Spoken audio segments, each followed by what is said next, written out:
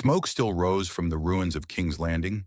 The city, once full of life, was now nothing but black stone and dead silence. The sky was gray, not from clouds but from ashes. People whispered it wasn't a victory, it was a massacre. Daenerys Targaryen stood at the top of the Red Keep, her dragon Drogon behind her, wings wide like a shadow over the broken city. She smiled, not with joy, but with power. She believed she had freed the people, but all Jon Snow saw was death. Children burned, mothers crushed under stone, men begging for mercy, only to be roasted alive. Jon stood in the ruins, his heart heavy. Tyrion had thrown away his handpin. Arya had vanished into the dust. But Jon had one thing left: family. Far in the north, news had traveled fast. Ravens flew to Winterfell. Ned Stark, still alive in this version of the world, read the letter with shaking hands. He had survived King's Landing years ago after escaping the dungeons during chaos and had returned to the north quietly. He lived in hiding until now. Robert Baratheon, old and bitter but still strong, sat beside him. "I warned them," he growled. "I told them what Targaryens are. Fire and blood, nothing more." Robb Stark, now a grown man and king in the north, clenched his fists. "She burned women and children alive, father. This can't be allowed. We fight." Jon stood in the hall of the Red Keep, watching Daenerys speak to her soldiers. She talked of liberation and breaking the wheel. But Jon had seen the wheel already broken, crushed into dust under Drogon's fire. Her eyes weren't kind anymore. They were cold, empty. Later that night, a raven came for Jon, the Stark sigil. He opened it quickly. It was Robb's handwriting. "We ride south. We will not kneel to a butcher queen. Meet us at Storm's End." Jon's hands trembled. He looked at the throne room, the iron throne still standing, though barely. It was twisted, melted at the edges from Drogon's fire. He knew what he had to do. At Storm's End, the old alliance gathered once again. Robert Baratheon, slower but still strong, slammed his sword on the table. "We end this madness. We end her." Ned Stark, older but still sharp, nodded. "We are not rebels now. We are protectors. She lost her mind, like her father." Robb looked at Jon. "Will you stand with us, brother?" Jon hesitated. She had loved him. He had loved her. But love couldn't blind him anymore. Not after what she did. "Yes," he said, "but it won't be easy. She has a dragon." Robert smirked. "Then we kill a dragon, like old times."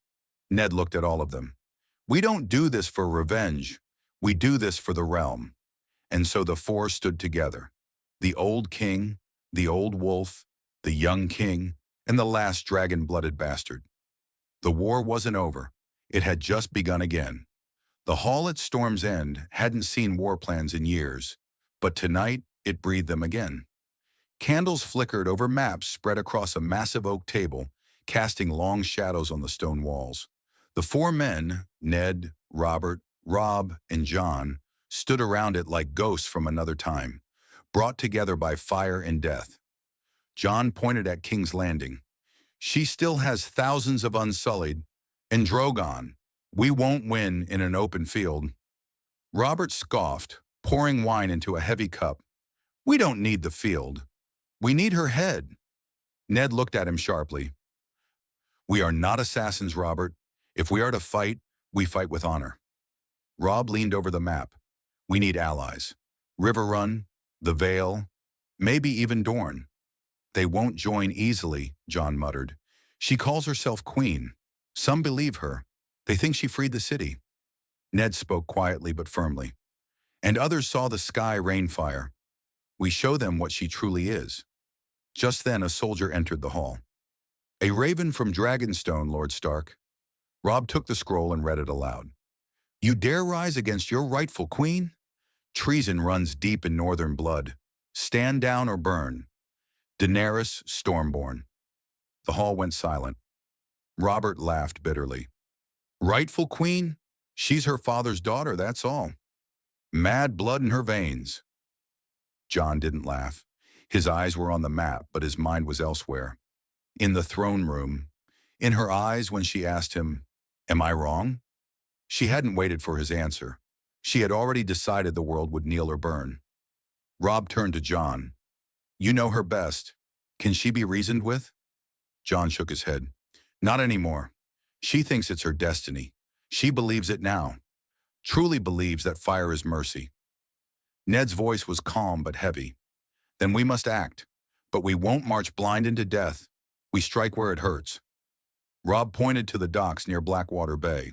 "If we can take the bay, cut her supply lines, we starve her army." Robert grinned. "And what of her dragon? You going to starve that too?" No one answered, because they all knew Drogon was the real problem. No army could stand against him. No wall could stop him. He was death with wings. Ned looked at John. "Is there a way to bring him down?" John hesitated. "He's fast. He flies high. But if we can lure him, maybe. We'd need scorpions, ballistas, poison spears." Robert stepped forward, rubbing his beard. "I know a man, old friend from the rebellion, lives near Old Town. Built a weapon that nearly took down Rhaegar's dragon." "We'll need it," Robb said, "because this won't be one battle. It'll be a storm." A week later, as dawn broke over the Reach, the makeshift alliance began to form. Jan Royce of the Vale rode in with 5,000 men. The Blackfish came from River Run with his banners flying. Even Dorne sent a small force, not for honor, but out of fear that fire would reach their deserts next. Still, they were outnumbered. "She'll come for us before we're ready," Robb said, looking out over the gathering camp. "She has to," John nodded. "Then we use that. Let her come." And come she did. Just before midnight, fire lit the sky. Drogon's scream split the darkness. He flew overhead, and with him came death. But this time, they were ready. The ballistas had been hidden under netting and brush. As the dragons soared low to burn the camp, Robb gave the signal. "Now!" Giant spears launched into the sky. One scraped Drogon's wing. Not deep, but enough to make him screech and veer. More spears flew. One pierced his flank. Jon stood atop a ridge, Ghost at his side, watching with his heart in his throat. He hated this, but he knew it was necessary. Drogon circled wildly, fire spilling from his jaws.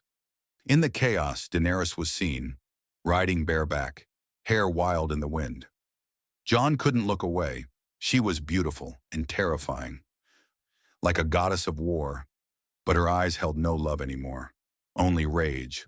Another bolt flew, and this one hit Drogon near the chest. He fell hard, crashing into a hill of stone, wings crumpling beneath him. Dust rose. Silence followed. The men stared, breathless. Had they done it? Had they really brought down the last dragon? Daenerys pulled herself from the wreckage, blood on her hands, her eyes full of madness. And from that hilltop she screamed into the night like a broken queen.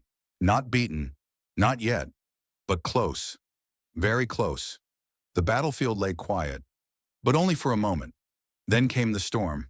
From the smoke where Drogon fell, Daenerys rose like a shadow from the grave. Her silver hair was streaked with soot, her face burned on one side, and her eyes, those violet eyes, were no longer full of mercy or even rage. They were empty, dead. She screamed into the night, not in pain, but in fury, the scream of a queen who had lost everything except her will to rule. The unsullied charge, black banners flying, cutting through the edge of the hill where Drogon had landed. Dozens of Stark men and river lords ran forward to meet them, steel clashing, blood soaking the dry ground. From the hill above, Robb Stark led his cavalry in a flanking move, charging into the sides of Daenerys' forces like thunder breaking across the field. His sword flashed with fury, and Grey Wind, somehow still alive in this version of the tale, tore into men like a ghost of the north. Jon Snow stood not far behind. He wasn't watching the battle. He was watching her. Daenerys had fallen to her knees beside Drogon. Her hand rested on his massive snout. His breath ragged and weak. Blood poured from the wound in his chest, dark and slow. He was dying. She whispered something in Valyrian, a soft prayer, a goodbye. And then she stood, alone now, her cloak torn, her dragon slipping into death behind her. Jon knew she saw him, even across the field of bodies, even through the smoke and noise. She saw him, and she smiled, not with love, not with kindness, but with madness.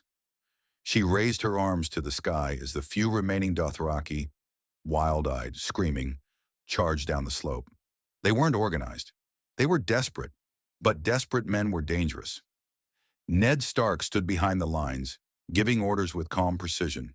He wore no armor, only his old leathers and a heavy gray cloak. "Hold the left," he ordered. "Break them there, and the rest will fold." Robert Baratheon was in the fight. The old king, tired of hiding, swung his warhammer with a fury that echoed the rebellion of 20 years ago. His strikes cracked skulls, broke shields, and left a trail of bodies behind him. He was slower now, but he was still death on the battlefield. He found Jon in the chaos. "Go to her," Robert roared, blood dripping from his cheek. "She's not done." Jon nodded. He knew what he had to do. He fought his way across the field, cutting through Unsullied, who barely hesitated, even as their queen watched from the wreckage. Ghost followed at his heels, tearing into the enemy like a white shadow. For every man Jon struck down, he felt less alive. Daenerys waited. She had no weapon, no army behind her anymore. Drogon's breaths were slowing, one every few seconds. But her eyes stayed locked on Jon's. When he reached her, she didn't flinch. "You came," she said softly. "I had to," he answered, breath heavy. She looked at him, really looked, and for a second, just a second, he saw the woman he had once loved, the woman who had freed slaves, who had believed in a better world. Then the moment passed. "You betrayed me," she whispered, "like the rest, like everyone." "I loved you." "I begged you not to do it," Jon said. "But you burned them anyway, children, mothers, the innocent. You became what you said you'd destroy." Daenerys looked past him at the smoke and flame and falling bodies. "I broke the wheel," she said coldly. "You just wanted it to keep spinning." Jon drew his sword slowly, not fast, not as an enemy, as a man carrying a burden. Tears slipped down his face. "I didn't want this. I still don't." She stepped forward, chest to chest. "Then don't do it," she whispered. "We can still rule together, fire and blood, you and me. No one will stand in our way." Jon shook his head. "They already are." Behind him, the banners of the north, the Vale, the Riverlands were rising. The tide of battle was turning. Drogon gave a final breath, long and deep, and went still. A sound left her lips, a sound not meant for this world. Half scream, half sob. She sank to her knees again, and Jon Snow, son of Rhaegar, raised his sword. But his hands trembled. He hesitated. Then, a flash of steel, a scream. But it wasn't Daenerys who fell. Not yet. Grey Worm, loyal to the end, had thrown his spear. It tore through Jon's side, deep and sharp, before Robb Stark's arrow buried itself into Grey Worm's chest a heartbeat later. Jon staggered back, blood pouring from his side. Daenerys stared at him, frozen, and finally, her fury died. Now there was only heartbreak. She ran toward Jon, catching him as he fell. "Why?" she asked. Jon coughed blood. "Because I loved you, and I had to stop you." Her lips trembled, but the war wasn't done. Robb Stark was coming, and Ned, and Robert, and she was still the Dragon Queen, standing in a field of her own making. The battlefield groaned like a dying beast beneath the weight of ash, fire, and blood. Smoke hung heavy in the air, mixing with the stench of burning flesh and the cries of the wounded. The once golden fields near Storm's End had become a graveyard, not just for soldiers, but for dreams. Daenerys cradled Jon in her arms. His blood soaked through her dress, warm and dark, seeping into her skin. His breaths were shallow, each one weaker than the last, but he was alive. For now, above them, Drogon's corpse steamed in the night. His enormous black wing lay stretched over the charred ground, covering a dozen bodies like a blanket of death. Robb Stark rode up with Grey Wind at his side, sword still red with blood. His eyes landed on Jon, and then Daenerys. But he didn't attack. Not yet. Behind him came Robert Baratheon, limping, armor dented, face bruised but still unbroken. He looked down at the scene and gave a bitter snort. "Well," he muttered, "the dragon finally bleeds." Ned Stark arrived last. Unlike the others, his sword was still sheathed. His eyes held no hatred, no pride, only sorrow. Daenerys looked up at the three men, still on horseback, towering above her like gods ready to pass judgment. Her voice was cracked and hoarse. "He tried to kill me," she said, staring at them through tears. Robb dismounted slowly, his hand tight on his sword hilt. "You burned a city. You slaughtered the innocent." "They were slaves," she snapped. "Slaves to Cersei, to fear. I gave them freedom." "You gave them fire," Ned said quietly. Daenerys shook her head, clinging tighter to Jon, who groaned faintly. "He loved me. He knew I was right." Robert stepped forward, eyes burning. "He tried to stop you. That was love. And you let this madness take everything, even him." The silence that followed was suffocating. Around them, the battle had ended. The Unsullied had surrendered after Grey Worm's fall. The Dothraki had scattered. The dragon was dead. The queen, alone. Robb stepped closer. "It's over." But she didn't move. She just kept holding Jon. "No," she whispered. "No, it's not." Suddenly, with a cry that came from the depths of her soul, she rose to her feet, blood-covered and trembling. She drew the dagger from Jon's belt and held it to her own throat. Everyone froze. Ned's voice cut the tension like ice. "Don't!" Her hands shook, but her eyes stayed locked on Robb. "You think you've won? You think killing a dragon, bringing armies, that makes you just? You still serve the same wheel. You still bend the knee to fear." Robb didn't answer. He just watched her, cold, steady. "You said it yourself," she continued, voice breaking. "This isn't justice, it's vengeance." "No," Ned said, stepping forward. "This is mercy." And then, to everyone's shock, he dropped to his knees, not in surrender, in peace. "I lost my head once because I believed in honor," he said softly. "But you've lost your soul. No one here wants to kill you, Daenerys. Not for hate, not even for revenge. We just want it to end." She stared at him, dagger still trembling in her hands. "Come with us," Ned said. "Face judgment. Let the realm decide what kind of queen you were. Don't let your father's shadow be the last thing we remember of House Targaryen." The moment hung in the air. She looked at Jon, still breathing, barely. Her lips parted as if to say something, but no sound came. And then the dagger dropped. It hit the ground with a dull thud. Robb stepped forward slowly and took her by the arm. She didn't fight. She didn't cry. She just looked empty. Robert shook his head, almost in disbelief. "You should have died in the womb," he muttered, turning away. "Maybe I did," she whispered. The war was over. Daenerys Targaryen, the Dragon Queen, was taken prisoner, not in chains but in silence. Jon Snow was tended to by maesters in the camp. The wound was deep but not fatal. He would live, though whether he wanted to was another matter. A council was formed, led by Ned, Robb, Robert, and a handful of lords from the Vale, the Reach, and the Riverlands. They debated for days. What to do with her? With the throne? With Jon? Jon refused to speak at first. When he finally did, he said only this: "She believed she was saving the world. That was the scariest part." As for Daenerys, she was held in the same stone cell once used for her brother Viserys years ago, back when she was still just a girl dreaming of home. Now there was no dream left, only dust, only silence. Only the weight of fire and blood, and what it had cost. The throne room had never felt colder. Though the fires of war had burned bright just days before, now the stone halls of Dragonstone echoed with silence. The Iron Throne itself, bent, melted, and still stained from ash, had been taken apart by order of the council, not destroyed, but removed. No one would sit on it until the realm decided what came next. And in the dungeons below, The last dragon's mother waited. Daenerys Targaryen sat alone in a small stone cell, the only light coming from a thin slit of a window. No guard spoke to her. No one offered words of comfort. Only food, water, and the sounds of the waves crashing against the cliffs reminded her the world still turned outside. She hadn't spoken since her capture. Not to the maesters, not to the lords. Not even to Jon Snow, who had tried to see her once and left without saying a word.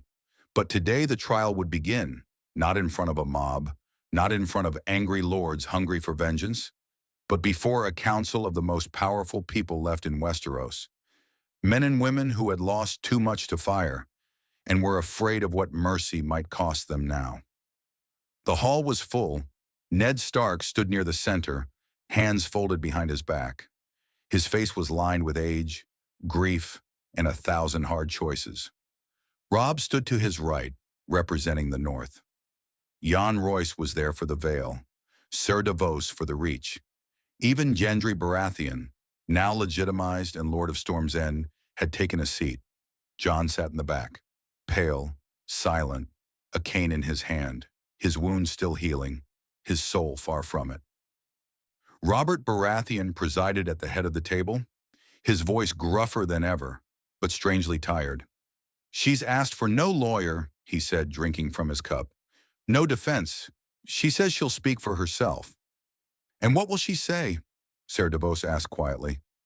"That she burned children to save them?"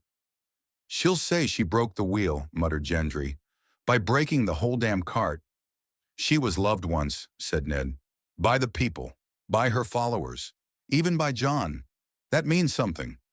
"It also means she knew what she was doing," Robb snapped. "That massacre wasn't an accident. She chose fire." Robert sighed. "Bring her in." The doors creaked open. Daenerys walked in, escorted by 2 silent guards. She wore a simple gray gown. No chains, no crown, no dragon sigil. Only the scars on her face, half healed, marked the fire she had walked through and left behind. She looked at no one, not even Jon. Robert spoke first. "Do you deny what happened at King's Landing?" "No." "You killed thousands." "Yes." "And you feel no remorse?" She looked up then, and her voice was calm. "I feel regret, but not remorse." A murmur passed through the room. "What's the difference?" Gendry asked. "Regret is wishing things had gone differently," she said. "Remorse is believing they were wrong. I don't." Robb stood. "You burned children. You burned the Red Keep when the bells rang. You attacked without mercy. How do you justify that?" She looked him dead in the eye. "Mercy to some is cruelty to all. Cersei used the people as shields. If I had stopped, she would have rebuilt. Another war, another rebellion. The wheel never breaks unless you shatter it." "And what gave you the right to be judge and executioner of the realm?" Ned asked. "I was born for it," she said simply. "You call me mad because I did what no man dared to do. I ended tyranny with fire. That is what dragons are for." "You mean fear," Robert growled. "You wanted fear." She turned to him then, slowly. "Fear keeps the wolves from tearing each other apart. You of all people should know. You drowned the realm in war because of a girl." Robert rose halfway from his seat, face dark, but Ned placed a hand on his arm. "Let her speak," Ned said quietly. Daenerys turned to Jon finally. "Do you believe I'm mad?" she asked him. Jon didn't answer. "I asked you once if the world we wanted was worth it," she said. "You never answered me. So I answered it for both of us." His voice when it came was hoarse. "It wasn't." A crack ran through her face, almost like a tear, but no tears came, only silence. The council broke soon after. No decision was made. Some called for death. Others demanded exile. A few even whispered of letting her go, to Essos or beyond the wall. Let her vanish. But no one could agree, and the realm waited. Daenerys returned to her cell, and the question hung in the air like smoke from a dead fire. Was she the last dragon, or the first warning? The cold winds had returned to Dragonstone. Seagulls circled high above the black stone towers, their cries lost in the roar of the sea below. Inside the fortress, the realm's most powerful voices were unraveling like threads from a torn cloak. The council was no longer united. Some wanted Daenerys executed immediately. Others feared killing her would turn her into a martyr, a symbol, another legend for broken men in faraway lands to rally behind. And then there was Jon, silent, distant, and more alone than ever. He spent his days by the cliffs, leaning on his cane, staring into the waves. Ghost sat beside him, calm and watchful. But even the direwolf seemed to sense the war within Jon's soul. She had once called him the better part of herself. Now he didn't know what part of him was left. One night the council chamber echoed with shouting. Ned Stark sat quietly as Gendry banged his fist on the table. "You can't let her live," Gendry barked. "If she breathes, she rises again. And if we kill her, we may burn the peace we've just bled for," Ser Davos countered. "What kind of justice is that?" Robert stood at the head, silent, watching them argue like children. He hadn't said a word since the trial. Robb, arms crossed, finally spoke. "We give her to the Night's Watch. Let her live out her life where no dragons fly." "She'll never make it," Jan Roy said coldly. "There are still loyalists. She has followers in Essos. They'll come for her. They'll break her out or die trying." "And what would you do?" Ned asked softly. "Kill her like her father? Burn the daughter because her fire burned too hot?" Roy sneered.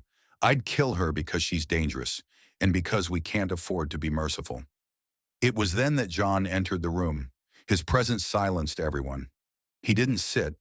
He didn't speak at first. Just stood there, with pain in his eyes and fire buried deep beneath the surface.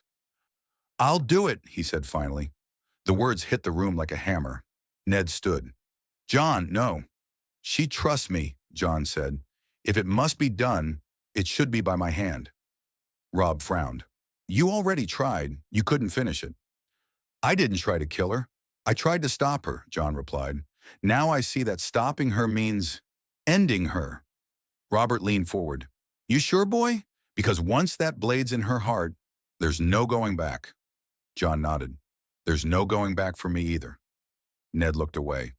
He had already lost too much, and he was about to lose his son all over again. That night, Jon was given one chance.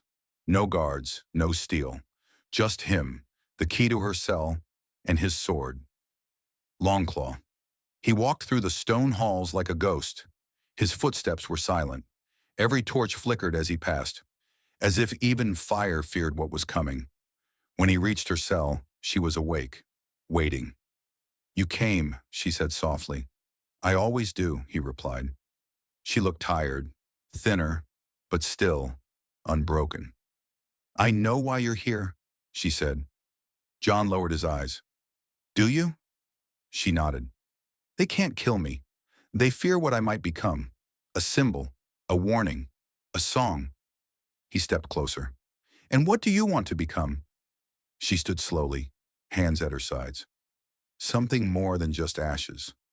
A long silence passed between them. "I never wanted to be your enemy," she said. "I wanted to build a new world. I thought you'd be at my side." "You destroyed the old one first." Daenerys walked up to him, eyes locked with his. "Was that so wrong?" Jon's hand gripped Longclaw. "You burned children." She didn't flinch. "And their fathers built the cages that kept the world broken." Tears burned in his eyes. "I loved you. I still love you," she whispered. Then she stepped forward and pressed her forehead to his.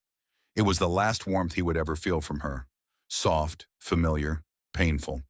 "You won't do it," she whispered. And for a moment, just a moment, she was right.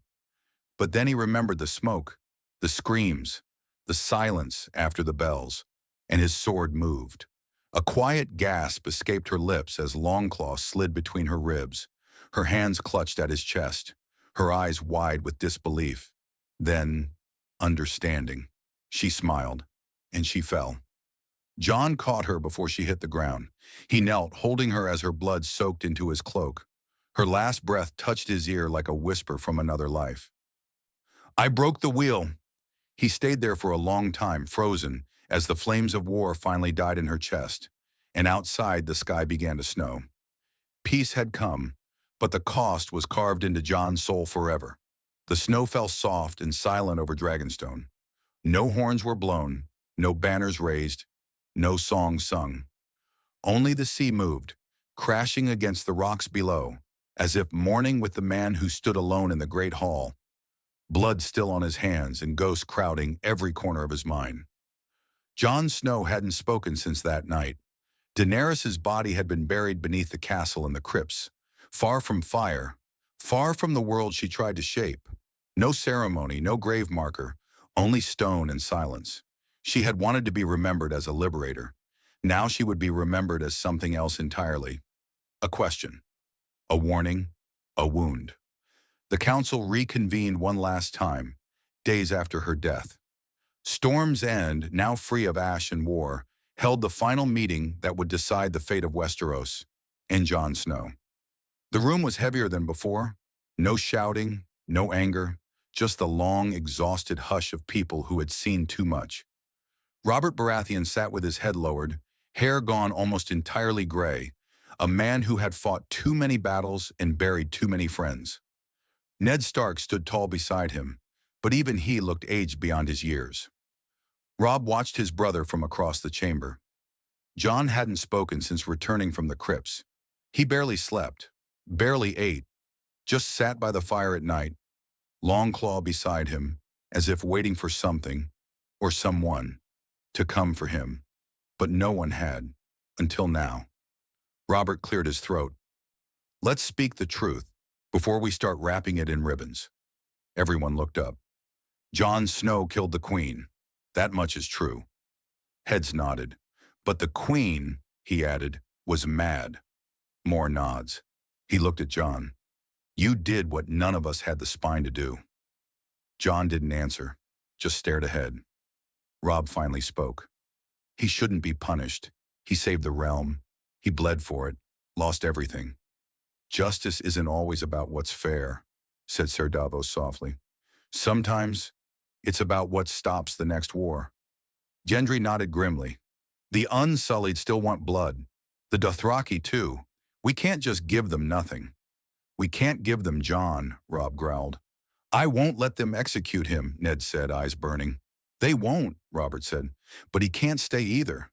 Everyone turned to him. "He's a Targaryen and a Stark. Both names cause blood to boil. If he stays in the realm, someone will always raise a sword for him, or against him." Jon finally stirred. His voice was quiet. "Then send me to the wall." The silence that followed was sharp. Robb's fist clenched. "There is no wall anymore. No Night's Watch." Jon looked up, tired eyes meeting his brother's. "Then build one."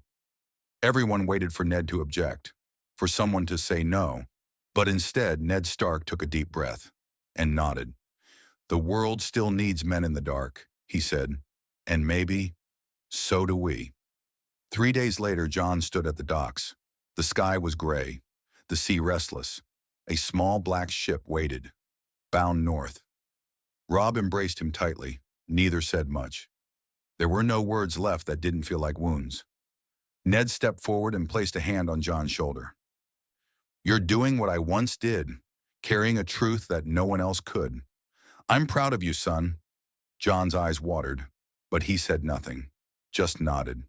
Ghost was already on board the ship, pacing, uneasy. He hated boats. Jon turned to Robert last. The old king offered a gruff nod. "You were always a better man than the crown deserved." And then Jon climbed aboard. As the ship pulled away from the dock, he didn't look back. Not at the realm, not at the people. He looked only north, to the cold, to the edge of the world, to something beyond war, beyond fire, beyond thrones and dragons, to peace or punishment. Only the snow could give him. Far away in the ruins of King's Landing, the people began to rebuild. No king was named yet, no queen. The council ruled for now, a circle of broken men trying to fix a shattered realm. The Iron Throne, melted and torn, was never reforged. It was gone. The wheel was not broken in the way Daenerys had hoped, but maybe, just maybe, it had stopped spinning, if only for a while.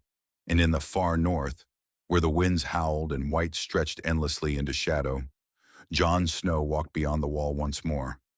Not as a lord, not as a king, not even as a bastard, but as a man who had lost everything and found at last a place where no fire could reach him.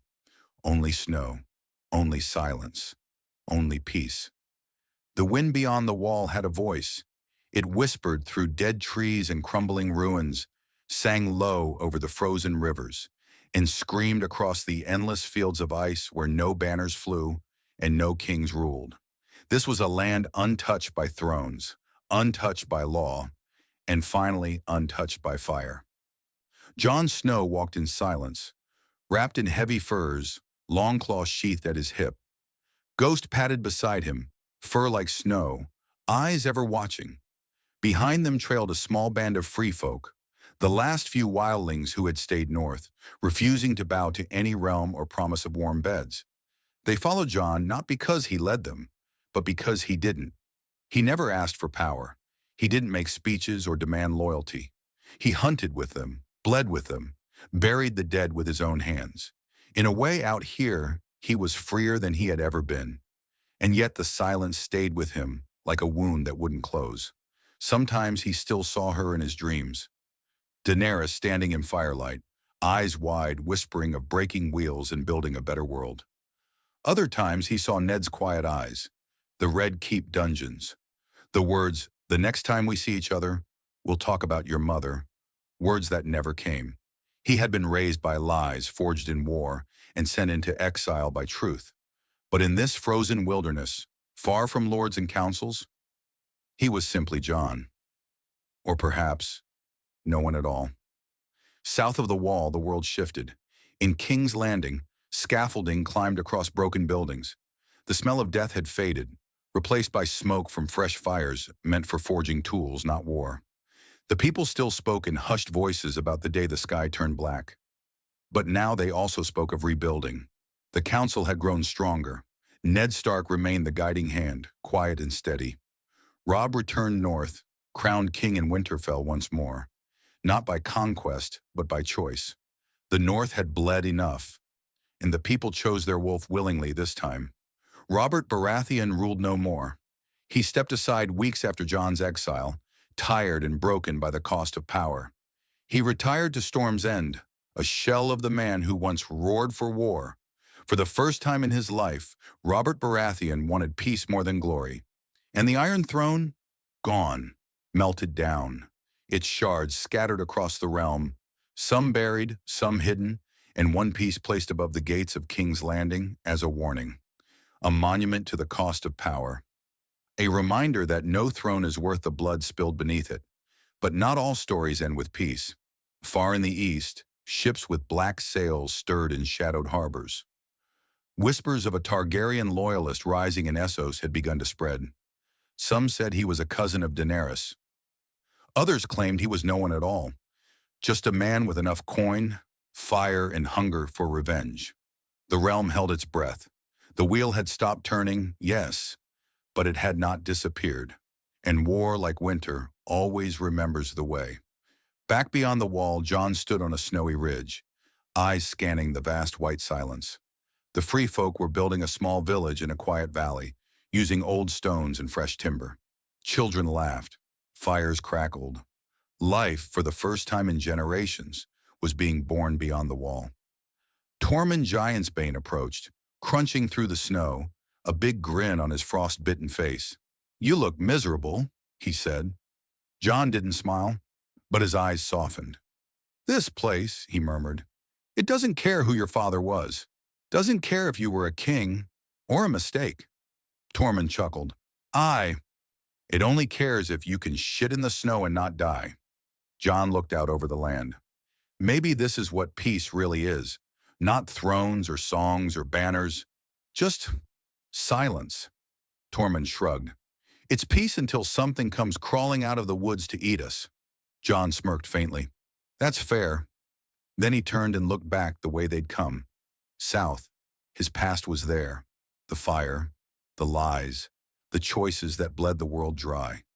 But the future, it lay in the snow. He didn't know if he deserved peace or forgiveness, or love. But out here, in this wild, quiet place, he didn't need to earn it. He just had to live. And as the wind howled through the trees like the voice of ghosts long buried, Jon Snow pulled his cloak tighter, placed his hand on Ghost's back, and walked into the white with the last of the living. No crown, no throne, no name, just a man who had walked through fire and found something colder, quieter, and far more enduring. A beginning, not an end.